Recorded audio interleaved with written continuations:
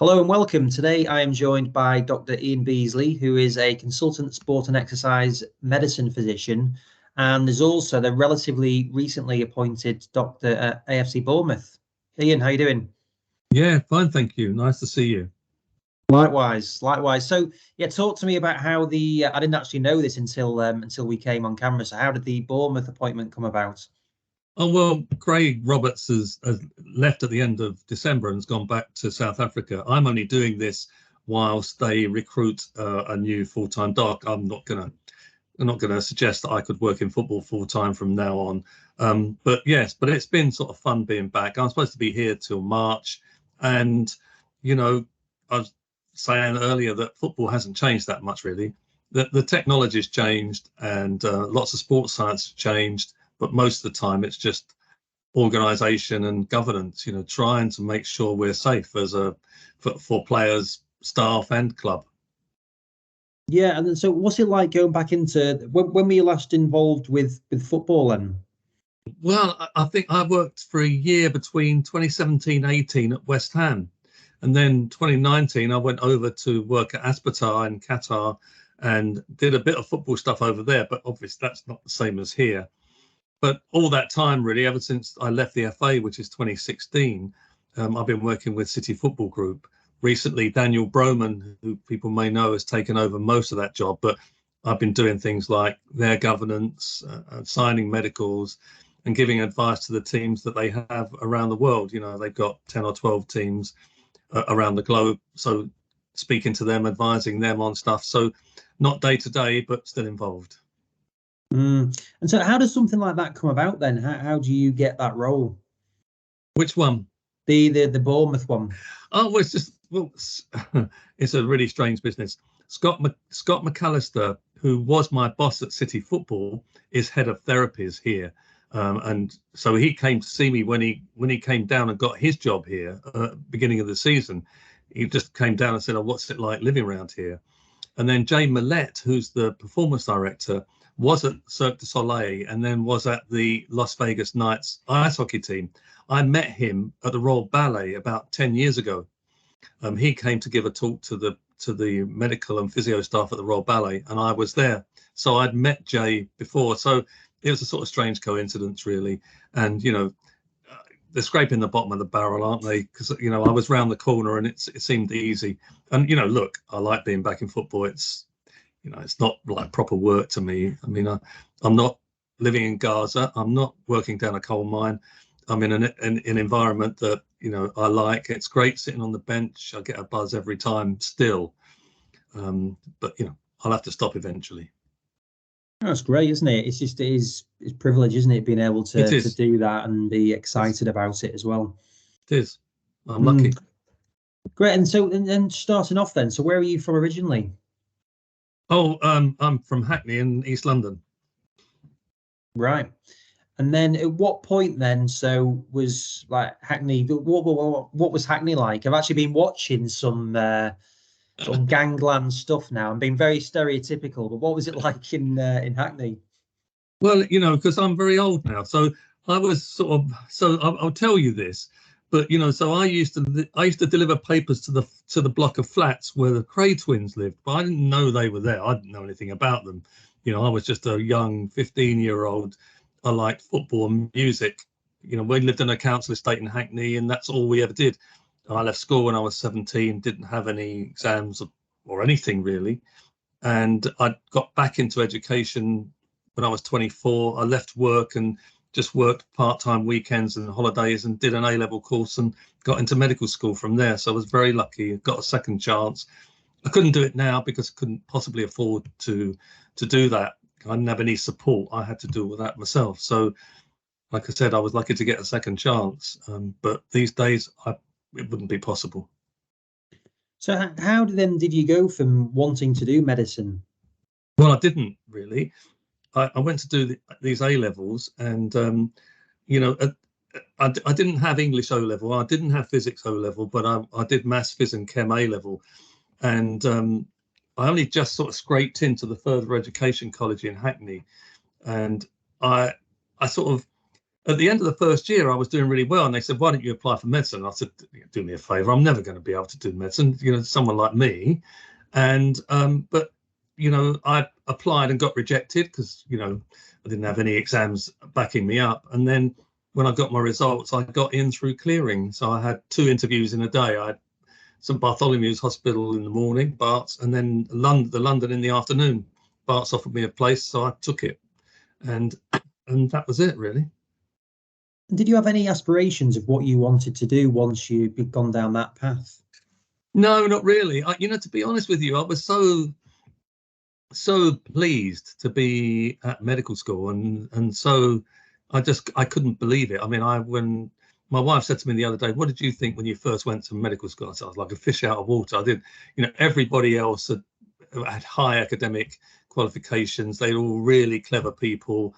I'd never met anybody who'd been to private school, who'd been privately educated, until I went to medical school. I'd never met anybody like that. So it was all completely new to me, and I felt really out of place and, not up to it. But, it sort of worked out okay. I did really well as a student. I was in the top 25 of 120, and I was captain of the football team. I was secretary of student union, did other stuff as well as study. So, I was a crammer. So I used to cram stuff for 6 weeks before exams, and then I used to just do what I wanted to the rest of the time. But I turned up. I always turned up. Well, and got involved in other stuff by the sounds of it as well. Yeah. Well, I think when you're a student, you don't realise before you go what opportunities there are to do things, to get involved, and like I said, to meet people from different parts of the country, different backgrounds, and it turns out we're all very, very similar. And so how was that experience at university then? Yeah, it was good. I had a great time. And exam time is always precious and pressure, lots of learning things off by heart. But like I enjoyed turning up. I enjoyed being on the wards and the interaction with patients. And I still think that for me, clinical signs are fantastic. If I can elicit a clinical sign, I'm always interested and enthusiastic about it, and I've always been the same. It's a really funny thing. I trained as a GP in the 80s, and even when I was a GP, if I listened to someone's heart and I heard a murmur, I loved every minute of it. It's a really strange thing, but that's what I like doing. And so into the different placements that you were doing then, did that give you a good idea of what you wanted to go into from there? No, I because I was older than everybody else really in my year, I sort of thought I'd better go into general practice. So I got on a general practice training scheme, the Hackney General Practice Training Scheme. So I stayed in East London really, and I was doing that, and then I saw this advert for a scholarship to study sports medicine at London, and I thought, oh, that looks good. I always liked footy, and but I was in the middle of doing something else, and then when I was doing my GP training, I saw the advert again and applied. And I applied and got an interview, and they gave me a scholarship to do this 1-year course at the Royal London, which was the first ever course, and that was in 1986. So I stopped. I left work, did that course, then had to go back and do some more of my GP training. There was a bit of an argument about it. And then I've been doing sports medicine part-time or full-time ever since, really. I did a postgrad diploma in palliative medicine. So when I was in general practice, I used to look after people dying at home, which again, I found very rewarding and very, very interesting. And then, so in terms of that sports medicine, who were the other people that were on that, and what was the dynamic of that course? Was it because it was quite ahead of its time, I guess? Yeah, Tom Crisp was there. Roger Hackney, who's a surgeon in Leeds, I think. Guy called Noel McCaffrey, who was a Gaelic footballer from Dublin, and quite a few other people who scattered around the world. Really, every now and again, I see someone on the TV and think, oh yeah, I remember. I was at a hockey tournament when I was the hockey doc in Australia. One of the guys from the course I was on turned up was a pitch-side doc. So, you know, you bump into these people every now and again. It's a strange, it's a relatively small world, but a strange sort of place, really. Yeah. And then, so what opportunities did that bring, having done that scholarship? Well, part of it was a funny sort of course, really, and it didn't really have a curriculum as such. It just had loads of people coming in and lecturing on what they thought was interesting in sport.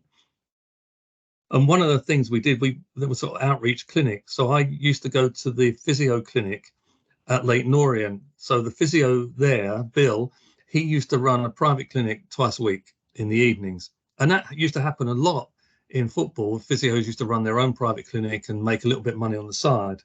And, you know, patients would go and see them because their reputation was they were the local football physio. So I used to go and help Bill out. And then after that, I wrote to him and said, oh, if you need any help, you know, on a Saturday, let me know. So I started going and working at Leighton Orient. Really, there was a doc there, and I just used to turn up and sit around and not do very much, really. But, you know, that's when I got into football. So that's 37 years ago this year. And so when you say you got involved, how much time were you doing in that, and what were you doing with the rest of your working rest of my life? By this time, I was a partner in a general practice in Newham. And Newham's interesting place, really. Then there were lots of old-fashioned blue-collar workers, big Asian population, lots of refugees from places like, you know, East Africa. You know, I had one patient who had half a leg blown off by a mine. She used to come and see me, and so lots of different patients. But I used to do Leighton Orient on a Saturday, all home games and all home reserve games, and I used to go once a week. At that same time, I was working at the London on a Wednesday afternoon doing a sports clinic. I used to go to Crystal Palace and work there on the weekend. What I tried to do really was get as much experience as I could, because then there weren't loads of sports medicine outlets. So anything you got a chance to do, you know, you had to go and do it or just lose what skills you'd picked up.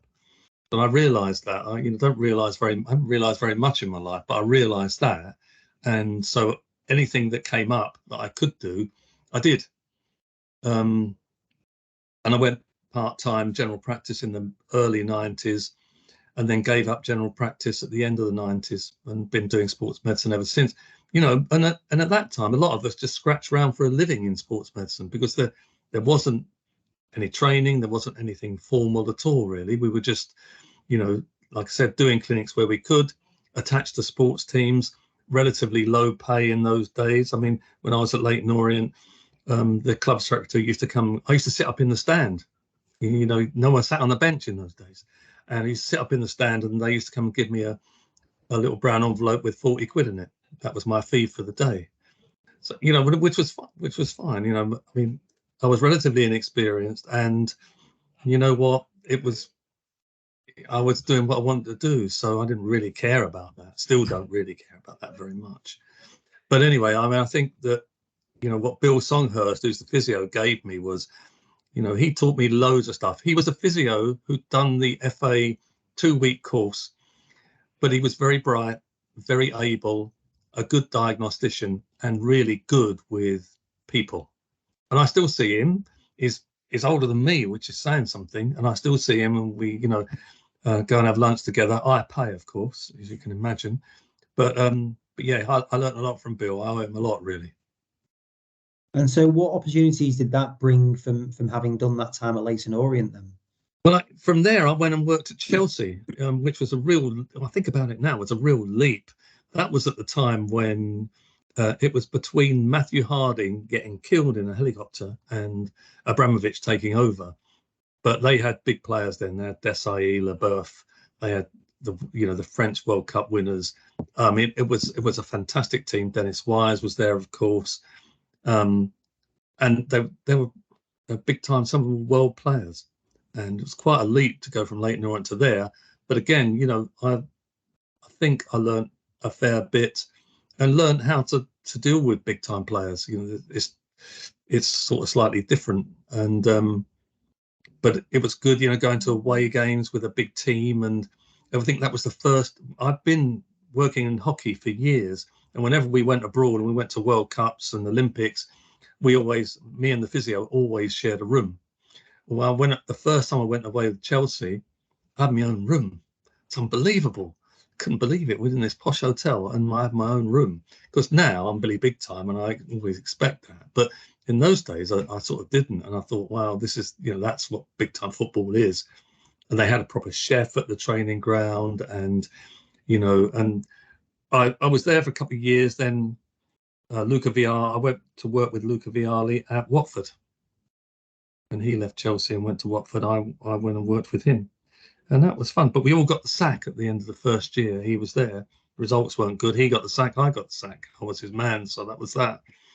And then went to work at Fulham with Charlotte Cowie. We shared that job while she was pregnant.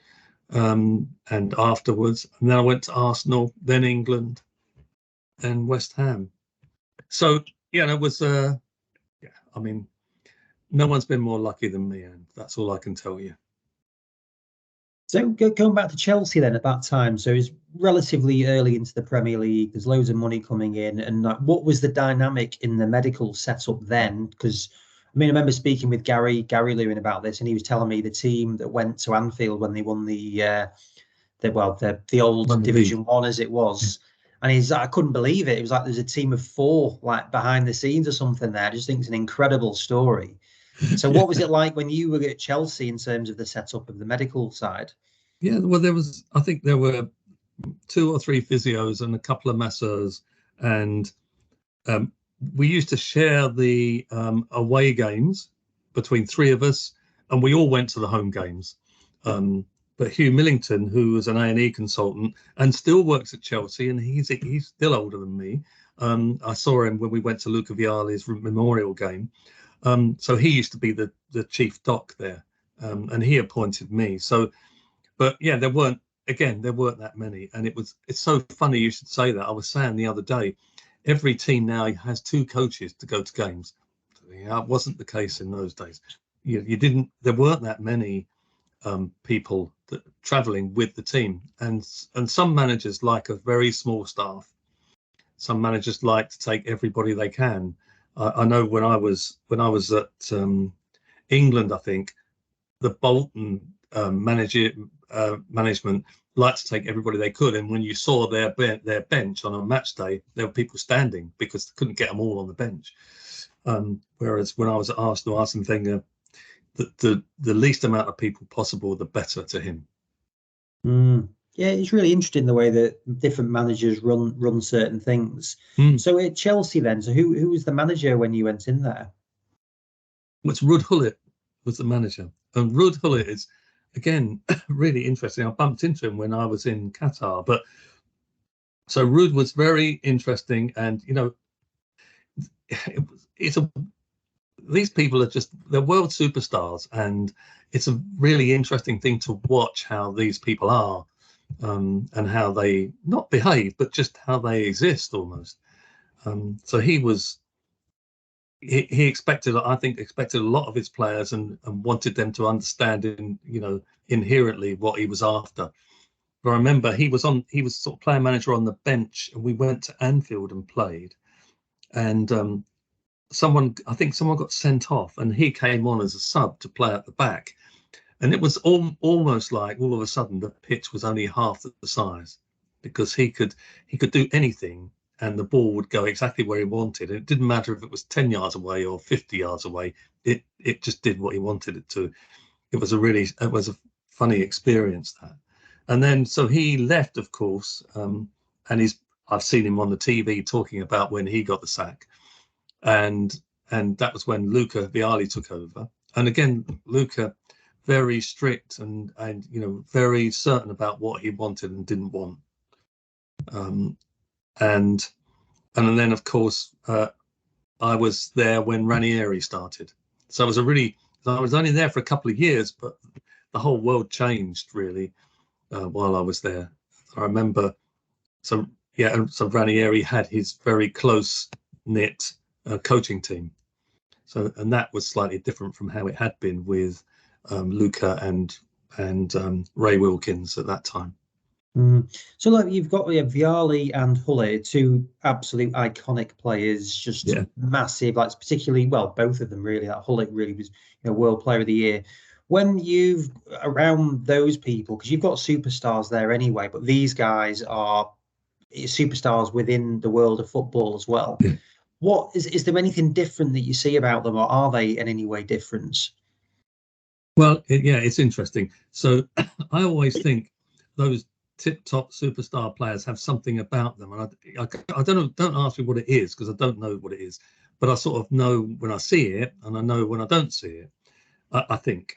And what's really interesting. So, when I was with Arsenal and Thierry Henry was there, he had this aura, and actually, I was working. I was working at the Royal Ballet until a couple of months ago, and I've been there for nearly 20 years. And Carlos Acosta, who's that famous ballet dancer from Cuba, he had this. He walked in the room, and everyone knew what was going on. And it was, and there's a ballerina at the Royal Ballet who's from Argentina, and she has the same aura. It's a funny thing, and like I said, don't ask me what it is, but I know when I see it or feel it. They don't do anything any different from anybody else. They don't act any different. They're not aloof. Isn't that? It's just a different feel. Yeah, it's really interesting. Like Desai was another absolute global star as well. So after you'd done those things, like you mentioned, you'd gone to Watford. How did that the England role? I don't know if I've skipped over anything there, but were you at Arsenal for a bit as well then? Yeah. So with how long were you at Arsenal for? 6 years. 6 years. Yeah. And did you do it concurrently as well at England as well? No, I didn't. I didn't do England at the same time, and that was at a time when Alex Ferguson was agitating that the Arsenal medical staff were the same as the England medical staff, and he thought that there was feedback to the Arsenal management about their players, and of course that wasn't true. But it's all about perception, isn't it? So that's when I've been at Arsenal, and look, I'm an Arsenal supporter. I'm from that part of London, and I didn't really want to leave Arsenal, but I applied for the England job and got it. And you can't turn it down. You think it might turn up again, but you never can tell. So you get a chance to do that sort of thing, go to a World Cup, you can't say no. So what year was that then? What? So I was at Arsenal I was just thinking this morning, I was at Arsenal from 2003, I think the Invincibles year, until 2009. So it will be, 14 years, I think. Next month that I started at England.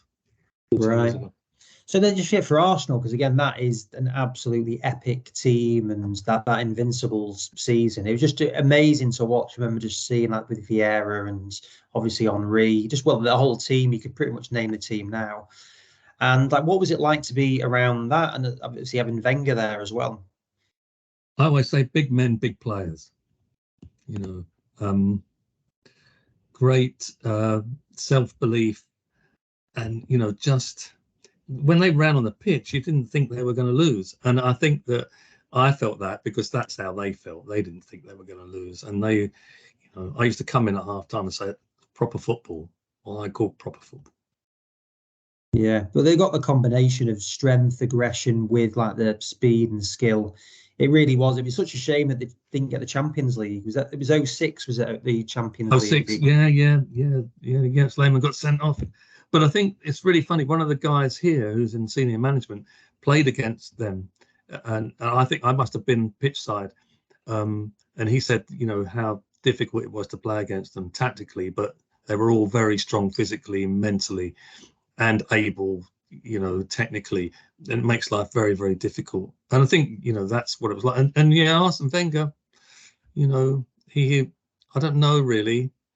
He had a light touch on the controls. How do you like that? That's probably the way. But he knew his players, spoke to his players. He knew exactly, and he had a different way of doing stuff. He would say, some managers will say, I want so and so to play, and this, that, and the other. And he would say, look, if this player doesn't feel he can play, I don't want him in the team. So that's and that was then.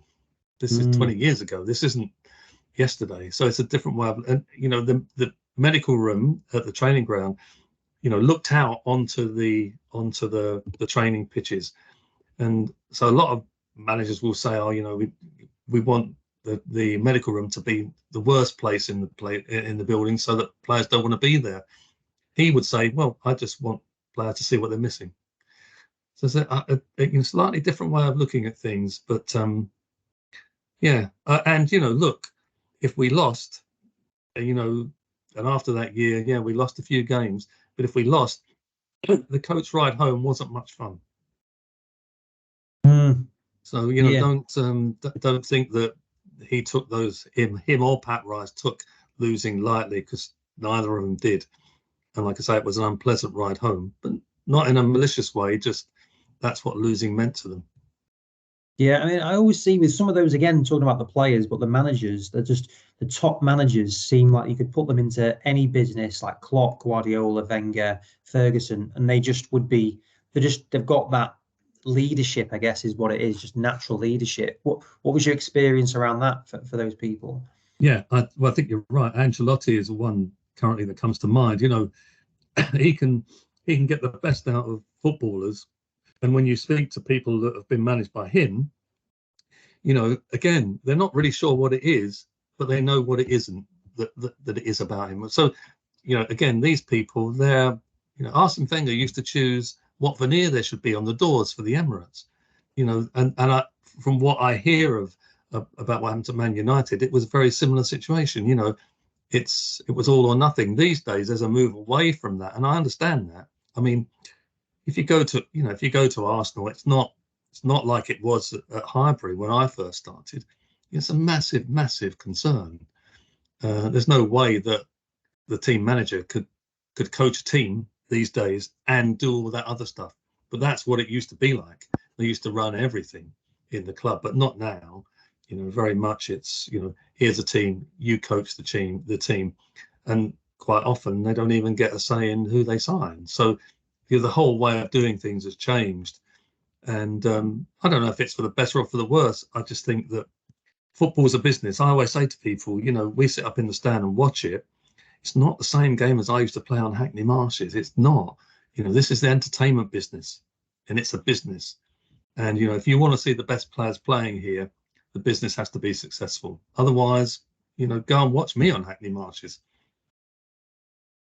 Yeah, well, no, I'll be interested in that as well, actually. But yeah, it's. Well, I mean, I would say from my own personal preference, I think the late 90s and the noughties, whatever you want to call it, that was just a perfect era. I don't know if it's to do with my age, but I think it did have that thing of you could really relate to the players, but also they took it on to that next level, particularly Arsenal and Man United. It was just like, it was different then, but it was still had that. I remember the United Arsenal game, which you were probably at Highbury, the 4-2, I think. And it was just like, that game was just probably not as good for you guys because you lost, but it was just an epic match to watch. And that draw when Van Nistelrooy hit the bar with a penalty,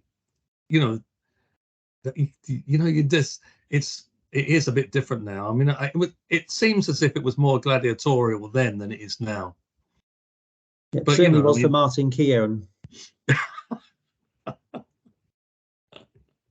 So yeah, you were doing that game, and so what was that like after because that must be some insight into that, because that was pretty epic. Well, it's like a lot of things, really. I think for me anyway, I'm just talking about my experience, I suppose. For me, I didn't really understand what I was seeing sometimes. I didn't understand how good the football was. I knew it was good, but looking back, it always seems as it was much, much better than it really was at the time. And that game was like that. I saw all that stuff going on. I didn't really quite understand what it was. But when you see it now on the TV, or you reflect on what it was and people talk about it, you think, well, it was quite something to be there. Although exactly how it all worked out and stuff like that, just don't know. Like I said, I think that there was real needle between those two teams, and you know, created in part by the media and, you know, looking at the two managers and stuff like that. I mean, it was a great rivalry, really.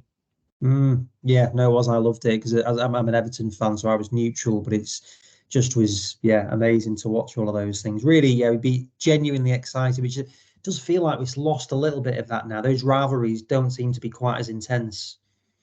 Yeah, and I think you're right. I don't know. Again, you know, you're right. I don't know if it's just, you know, if you're getting older and you've seen so much of it, maybe it just doesn't have such an impression on you. I don't know, but yeah, I know what you mean. You know, when I think of Steven Gerrard coming on and then getting sent off almost immediately in a Merseyside derby, I don't see that quite so much now. Yeah, and I'm glad to see Gerrard not playing in a derby because he'd always inevitably annihilate us. But anyway, so yeah, so the England job then. So you said you applied for it. Like, what made you? Why do you think you got that role?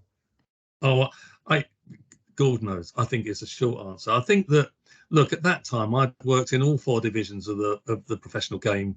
You know, worked at a top club, worked at two top clubs really. I worked in the Premier League, and I, you know, that was my experience. I mean, I don't know, I can't say why I got it, just because I don't know who else applied really.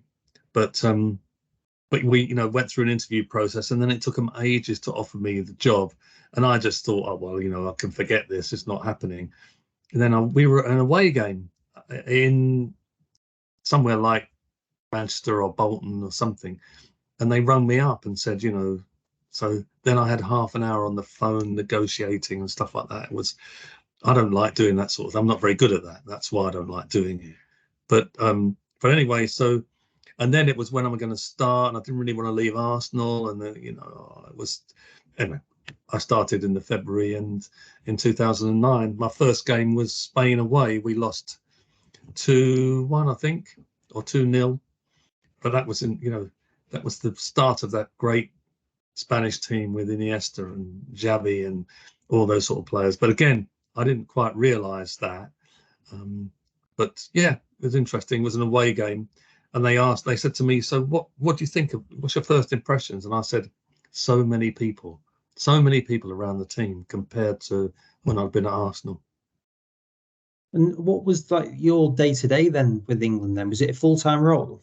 Yeah, it was. Well, it wasn't. See, it's an interesting thing, really. It was a crazy business.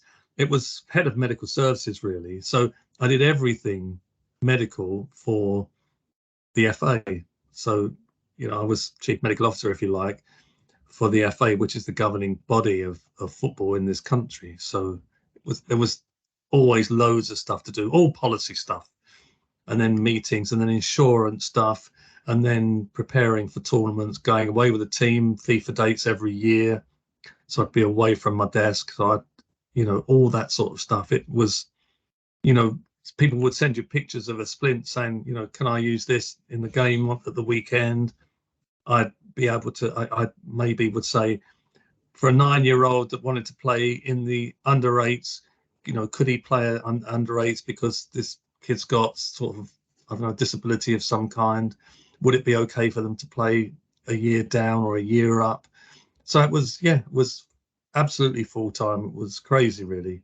I mean, what they really needed was, and which they've got a chief medical officer and an England team doctor, and that's what you need, really. Yeah, sounds a very diverse role. And if you get involved in all the governance side of things as well as the actual treatments. Yeah. Oh, yeah. I mean, and you know, when you're away with the team, that's the easy bit. You know, you're pitch side, you're doing what you do. You know that it is like it's always been. You know, you're looking after players, you're making sure all your drugs are up to date and all that sort of stuff, and then, you know, preparing for travel and, you know, injury and illness prevention while you're traveling. You know, what about going to a World Cup in Brazil when you've got to go to Manaus? You know, should we take anti-malarials? How does that work? How are we going to do it? You know, should we do it? How about immunization? All that sort of stuff. Yeah, no, it's really interesting. Some of that stuff you don't always think about. You just think, yeah, you're doing some of the match day work, and yeah, there's a lot more beyond that. And so, where were you based when you were doing that role? Well, I've started Soho Square, but then we moved to Wembley pretty quickly. And, I lived in Southeast London, so Southeast London to Wembley is a fair old trot. But that's, I was on the 4th floor at Wembley, and I shared an office with Gary Lewin. Look, they were great times, really. I wouldn't change any of that. It was very, really enthralling and interesting thing to do. Work with great people, great practitioners who I still keep in contact with. And, I worked with Fabio Capello, who was a real gent, and Roy Hodgson, of course, who, I still keep in touch with. I did the Crystal Palace away game for Bournemouth, and, it's nice to see Roy and Ray. So, yeah, you know what it's like. You bump into these people and you reminisce a bit, but it's just nice to see everybody doing okay. Yeah, so Capello then, that's interesting, because you hear mixed reviews of different things with Capello, and that era was an interesting one. But I remember when he was appointed, it was like, wow, he's another absolute legend of the game going in there. So what was it like so did he come in, did you go at the same time as him then? Because he was there who was there first? He was. So and they were planning the 2010 World Cup when I started. And like Fabio, like I say, considering what he's done in the game and what, like you say, what a superstar he is, he was a real gent, and never difficult with me. And I used to deal mainly with his deputy or his assistant, who was Franco Baldini. And again, I got on all right with Franco. He used to take the mickey out of me. I used to take the mickey out of him. But I think in this sort of situation, you've just got to be truthful and straightforward with people. And, if you think things aren't working out with a player, then you just have to say it. I mean, I don't think it's difficult, but yeah, it's like everything. I got on really well with them both, but as for Fabio, yeah, a gent. Yeah, no, it's interesting insight. So what was South Africa like? Well, yeah, long story really. So they built a hotel resort for us near Rustenburg, and in theory it was fantastic because you walked out of your room, you could walk across to the gym about 100 meters. If you turned right out of the hotel, the training pitch was there about 100 meters.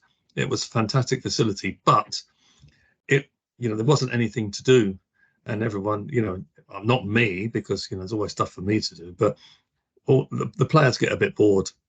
There's nothing much else to do. We had the whole hotel to ourselves. Lovely hotel, nice food, clean, everything was fine, but it was just in the middle of nowhere, really. And then, do you think that had an impact then on some of the players? I remember Rooney mentioning that as well, saying that they were quite bored with those sort of surroundings. Yeah, I mean, I think it does have an impact. It's hard to know how, because each person deals with it in a different way. But they couldn't go for a walk down the street because we were in a very large compound. So everyone arranged a couple of days out for them, but you couldn't really do very much. And like I say, for me, it was relatively straightforward because there's always paperwork to do. So, and of course, in the first training session, Rio Ferdinand had a really nasty knee injury, and sorting that out and getting him home and doing everything was, certainly took the first week up, that's for sure. So, there was that. But like I say, it was a lovely place, but nothing else to do. Yeah, and how did that compare to the other experiences at different tournaments then? Well, the Euros in Poland, when that was Roy's first tournament, that was we had a small hotel, a boutique hotel, really, in the middle of the town, in the middle of Krakow, and that was really nice. And the hotel was nice, food was nice. The players could go out for a walk if they wanted to, so it was a little bit easier. The only problem there was all our games were in Kiev, and that was the luck of the draw. When you go to these tournaments, you have to decide on the hotel you're at miles before the draw is made, so you don't know where your games are going to be. Like, for instance, in Brazil, we were in Rio. Our first game was in Manaus, which is 4.5-hour flight away in the middle of the jungle. So and with the Euros in Poland and Ukraine, all the games were in Kiev, so that was difficult. But hey, apart from that, that worked out very well. Brazil, fine, but it's hard for players to go out for a walk in Rio just because they get mobbed all the time. So again, it's very difficult. You have to, put on loads and loads and loads of things to do within the hotel complex in order to keep them occupied. I mean, these are young, fit guys that might train for an hour and a half, maximum 2 hours in the day, and then you got the rest of the day when usually they'd be having, a meal out with their partner. They'd be doing stuff, visiting friends, visiting family. Couldn't do any of that really. It's tough. Those tournaments are a bit like that, and not everybody manages it very well. I mean, it is an individual thing. And then from your perspective then, in the medical team, do you get a chance to go out and experience it? You're in like Rio, you're in South Africa. It's like you're in these amazing places. Do you get to soak in any of like personal time? Not much, really. I think that, whenever you say to people, oh, yeah, no, I went to the World Cup. I go, oh, must have been great. Well, yeah, it's plane, bus, hotel, bus, training ground, bus, hotel. That's what it's like, and for me, I think that I wasn't really that fussed about seeing much, but I think I always tried to stick around the hotel just in case someone needs you. The worst thing is, you're away with the England team. You're at a World Cup. It's a fantastic thing. Someone gets ill. Oh, the medical staff? Oh, they're all out having coffee somewhere. You can't do that. So, yeah, someone always has to stay. And I really never minded doing that. Some of the guys will go out for a walk, and a lot of them go out for a run in the morning. But there's usually not loads and loads of time to go out anywhere. And look, if you're a pro footballer and you're playing for your country at a World Cup, and that's emotionally very taxing, and the doc comes and sees you in the middle of the night because you're ill and he smells of alcohol, it's not nice. So yeah, I mean, it's just all work, Andy. That's all it is really. But yeah, everyone thinks you see loads of stuff, and I always say you don't really. You see lots of buses, you see lots of planes and hotels and pitches. That's what it's like. And what's the camaraderie? I was watching an interview with Frank Lampard, and he was chatting with Carragher and Neville, talking about England in that time, which I guess they would have still, some of those players would still have been involved then. Yeah. So what was the dynamic like from your perspective? No, always good, really. I think that I mean, the scene is that you're picked for England, and you may be a seasoned international, you may not be. If you're not, you might be 20 or 21, and you're sitting down the end of the dining table. At the other end of the dining table are people with 70, 80, 90 caps. Emotionally very, taxing, and we do fantastically well on measuring physical performance now and getting all the stats and how far everyone sprints and runs and all that. Do we measure emotional energy expenditure? We don't, because we don't know how to do it. We can't do it. So I think that given that, the camaraderie was always fun, and in the medical room in the evening, if someone was having a soft tissue work, there'd always be lots of banter going on. I always stayed out of banter because I wasn't very good at it, but a target a lot of the time, but not very good at it. So yeah, I always stayed out. But yeah, I mean, most people, I'd say, I never really saw anyone have an argument the whole time I was there. It's really interesting. I know that people go on about that sort of thing, but I never saw it. All I saw was, people trying to get on, trying to make the most of it, even though on Saturday before, there may have been, like I said, a gladiatorial encounter between one team and another team. So yeah, I think it was a nice environment. And look, the England staff always tried, and I think succeeded in creating an environment where people could relax and enjoy themselves. So on that note then, so do managers, do they come to you and say, because that the treatment room can be a hotbed for people coming together and there's a lot of banter, as you say. So the managers ever say, giving you a role to be there as a team building or any sort of things like that? Yeah, sometimes. I mean, I think that, it depends on the manager and how they see. I mean, sometimes they'd say, how are the lads? How is everybody? But But most of the time, because they've got a team of coaches around them, they rely on them to give them that sort of information. Whereas football's a funny sort of business, really. It's a top-down business, and it's, the way that the manager wants it usually is how it is. I'm an advisor, really. That's where I think I sit.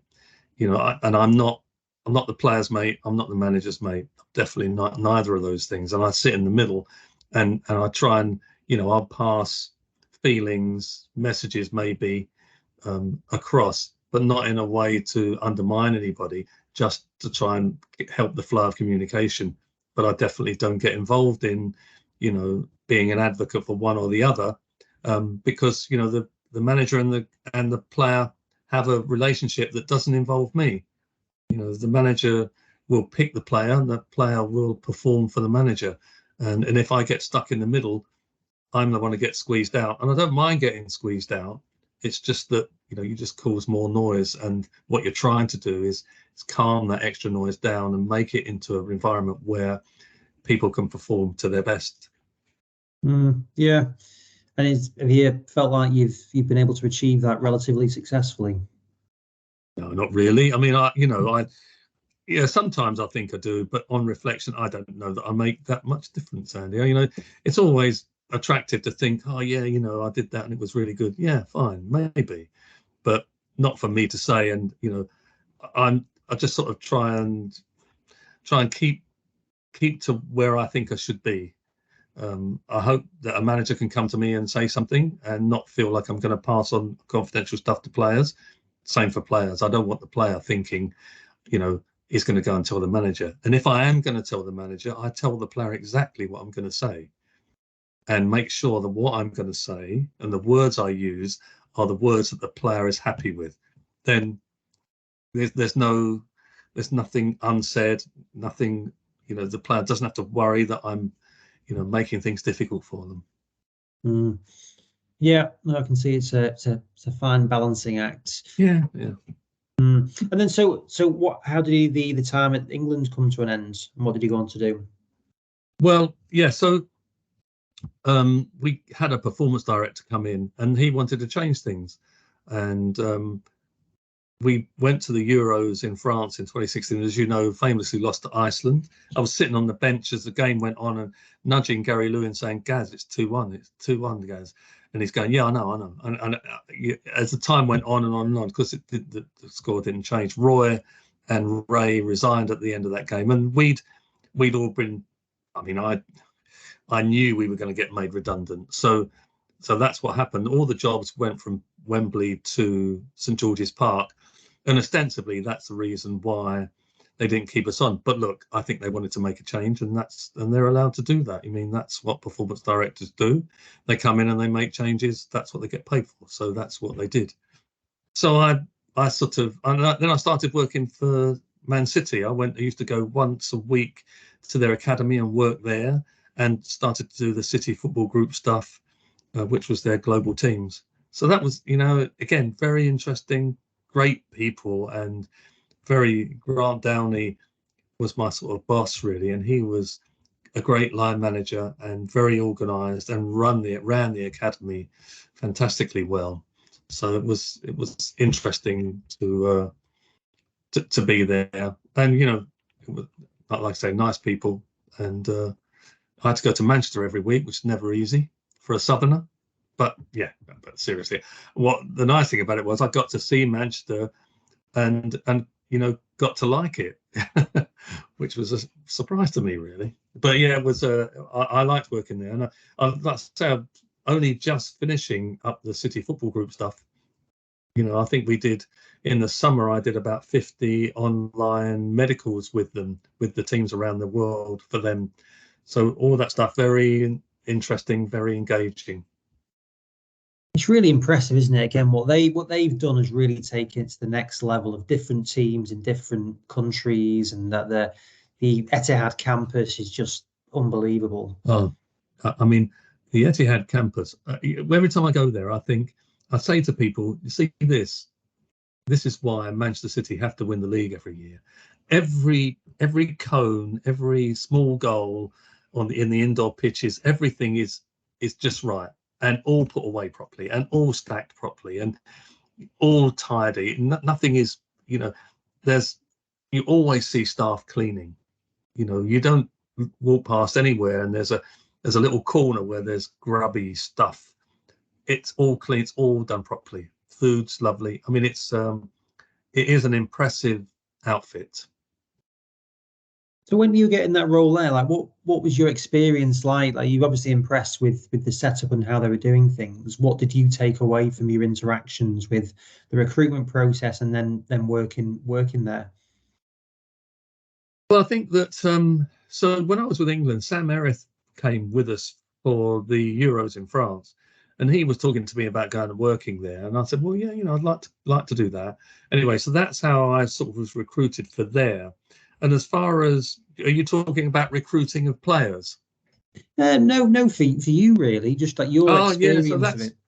That's how I got it really. And then I think I was sort of hanging around, and then the City Football Group stuff started with Cherry Daly. She used to lead the unit, and so I just started giving them some advice and working with them. And Grant Downey and I went away to we went to China. We went to Yokohama to see them and do a sort of an audit for them. Scott McAllister, who's here at Bournemouth, we've been away to Girona a few times and done stuff with them, and to Troyes in France.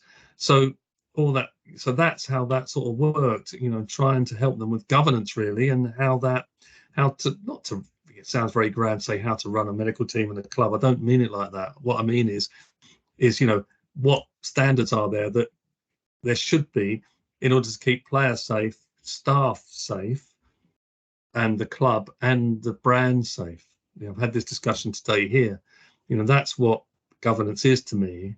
It's very important. Of course, players are the most important thing, but then if something goes wrong, it's often the staff that suffer. So how can we protect them as well? And then the club and the brand. And the brand for City is a worldwide brand. It isn't. So if someone has a cardiac event in Yokohama, someone will find out that they have allegiances with the City Football Group and start to write about why City Football Group haven't helped them out with their governance and with their first aid policy, for instance.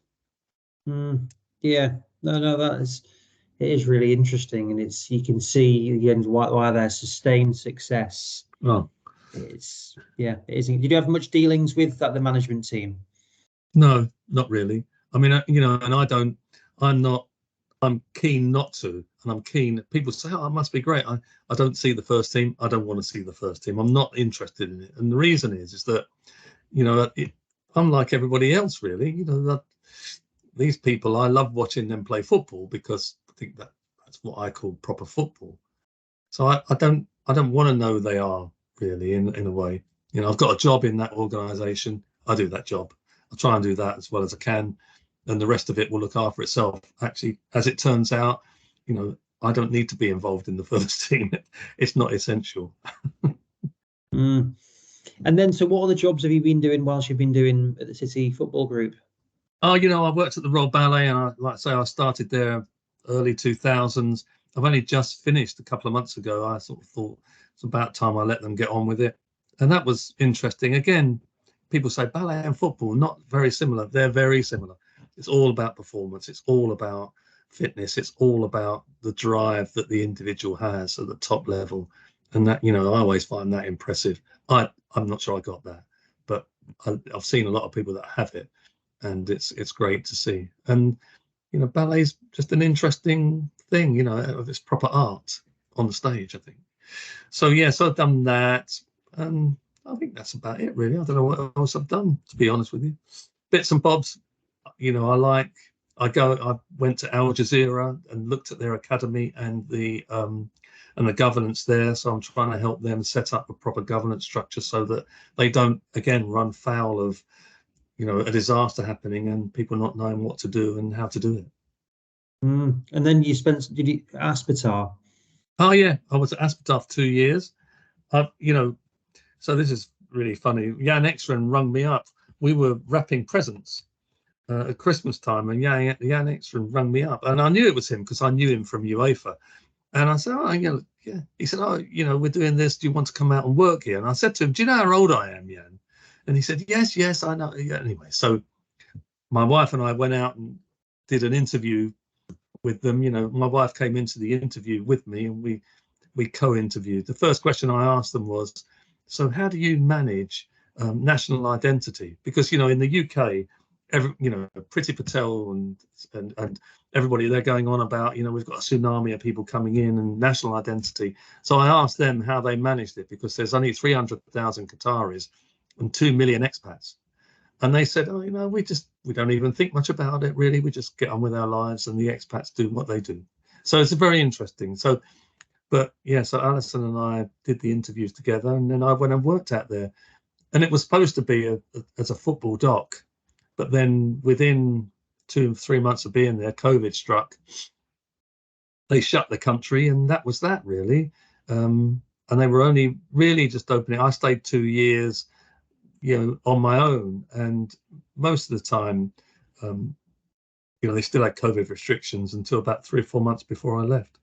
I was supposed to stay till the World Cup, but I didn't do that. But I did I was a pitchside doc for the World Cup for FIFA, and the under-17 Women's World Cup in Mumbai I did as well. So that was, they're always interesting, teaching people how to do pitchside care or assessing them, and then working the games and making sure that people are evacuated safely. So it's fun, interesting. Yeah, what's it like? I've not been to Aspetar, so I'm really fascinated to go at some point. What's the setup like of there and the country itself? Yeah, it's fine. I mean, people say, oh, I wouldn't want to go there. I can't have a drink. You can drink anywhere. Every hotel's got 5 bars you can get a drink. And the eating out's lovely. The people at Aspetar are fantastic. I think they're really good practitioners, very nice people. Because most of them are expats, you're all looking after each other, because everyone knows what the situation is. And Peter Doog, who's the chief medical officer, has always used to say to me, in the end, everyone goes home. So, but yeah, good practitioners, good researchers, very helpful people. Good facilities. Not absolutely state of the art, facilities, but they make good use of what they've got, and like I say, pretty dedicated practitioners. But it was nice to work there. You start work at 8 in the morning, you finish at 4 in the afternoon. Most people have left the hospital by 5. But it's always warm, of course. That's one thing that's nice about it. But you don't go out much you can't walk anywhere. You've got to go in a car everywhere. So, but I liked it there. I wouldn't mind working in Saudi for a few months, but my family say I'm not doing that, so I won't be doing it if I got the opportunity. But yeah, I liked Aspen, and I like the people, and still keep in touch with them. Yeah, Carl Todd's out there, and a few of the guys have gone, haven't they? Carl Todd's in Saudi. Yeah, he is. Yeah, that'll be interesting. I think a few of the guys have gone over, haven't they? Jordan's gone with them as well. Yeah. No, I wouldn't mind it. I wouldn't have minded doing that at all. But like I said, I spoke to the family about it, and they said, Dad, come on, be sensible. So it was Bournemouth for me, which at least is only just down the road. Which is a great city as well. I love Bournemouth. Great. Yeah, it's nice here. I mean, for goodness sake, we're very lucky to live here. It's we're near the sea, near the countryside, no traffic that you know of in a big city. So it's lovely. It's a nice place to live. And then, so what would you say, just wrapping up, in terms of like the non-clinical skills for you to be successful, however you define successful, to be a good practitioner within sports medicine or have a good career? What would you say that the non-clinical skills that are needed? I think that you have to try and understand that athletes, whether they're single athletes or team athletes, or stage performers, it's all down to them. You have to understand that. So you have to try and see it from their point of view. You have to think that, like I said, we measure physical performance and physical expenditure easily now. We've got GPS, we know everything. What emotional expenditure is there? We haven't got any idea. And what it must be like to run out, you know, in front of 50,000 people and everyone expects you to perform. I don't know what that's like. I haven't got any idea. So I think you have to try and think about what that is. And every time you feel like you want to say no, take a step back and say, look, let's just have a look at all the possibilities here. I think in professional sport, and this is the same in dance, you have to be able to bend with the wind a bit. So, you know, it's not the same as when you're sitting in a clinic with someone who say, oh, you must do this and you must do that. If you're a physio, you say, well, you know, you've got to do this exercise. This is how you do it. You know, that sort of thing isn't going to work in a football club. If the manager says, I think he can play, and you say, well, look, you know, I don't think he can play. And the manager will say, well, I've asked him and he says he's okay. Your job then isn't to say, well, if you're going to say that, then I'm walking out. That isn't your job. Your job is to say, okay, these are the risks. And as long as you're aware of the risks, look, you know, okay, as long as the player isn't going to drop dead, you know, then but you have to make everyone aware of what the risks are, because you're always pushing the boundaries. And, you know, to be honest, that's the thing I find most exciting, really. You're pushing the boundaries. And most of the time, I don't know where I am. I think I know where I am, but I don't think I always do. And because when I reflect on it, I think, oh, I didn't realize that. So be able to see it from everyone's point of view, be able to bend just a bit. You know, I'm not saying do anything that's dangerous. I'm saying try and understand what the drivers are for other people in your situation. And bear in mind that if you're a doc, you're a physio, you're not the most important person here. That's not an easy thing. You know, if you're a doctor, most of the time you're taught how important you are. And when you work in sport, you realize actually, you know what, I'm not that important at all. Most of the time, no one gives a toss who I am. So and that's good, because that means everything's going well and they don't need anything from me.